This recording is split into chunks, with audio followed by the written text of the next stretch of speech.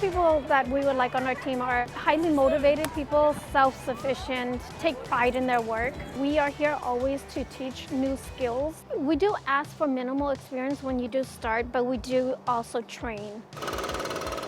We also promote within, working with our team members to make sure that they learn, get the skill sets they need to move up in management levels. I'm a perfect example. I started here as a substitute for grounds and custodial, equipment operator, then irrigation tech, and then I advanced as a lead gardener in the grounds position, and I actually went into management. So the opportunities are there for anybody to grow and to achieve those goals. I've done them, and now in that position to help others do that.